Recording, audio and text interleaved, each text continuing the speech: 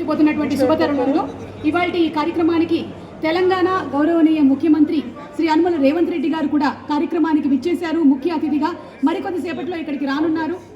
అలాగే ఈరోజు మన కార్యక్రమానికి టూరిజం మినిస్టర్ జూపల్లి కృష్ణారావు గారు కూడా రానున్నారు.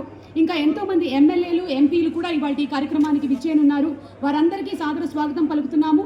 ఇవాళ మన కార్యక్రమానికి ప్రత్యేక అతిథిగా పద్మ విభూషణ్ మెగాస్టార్ చిరంజీవి గారు కూడా కార్యక్రమానికి విచ్చేస్తున్నారు. వారికి కూడా సాదర స్వాగతం పలుకుతున్నాము. ఈరోజు ఇక్కడికి విచ్చేసినటువంటి మీడియా మిత్రులకి, ఈ కార్యక్రమంలో హాజరైనటువంటి ప్రతి ఒక్కరికి, అతిరథ మహారథులందరికీ కూడా సాదర స్వాగతం, సుమస్వాగతం.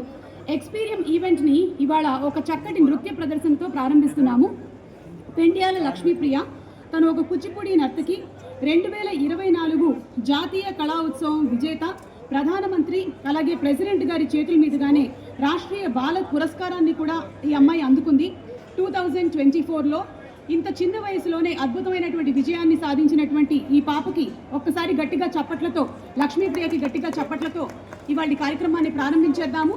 తను కూచిపూడి నృత్య ప్రదర్శన వినాయక వందనంతో మొదలుపెట్టి అలాగే గురువుని, తల్లిని, తండ్రిని స్తుతిస్తూ ఈ నృత్య ప్రదర్శనని మీ ముందు ప్రజెంట్ చేయబోతుంది. అండ్ ఇందాకే తను మాట్లాడుతూ చెప్పింది, నరేంద్ర మోడీ గారిని కలిసినప్పుడు ఆయన తనకి ఒక కొత్త పేరుని, బిరుదుని ఇచ్చారు అని, చైతన్య అని. సో చైతన్యవంతమైనటువంటి ఈ నృత్యాన్ని మన ముందు ప్రదర్శించబోతుంది. Thank you.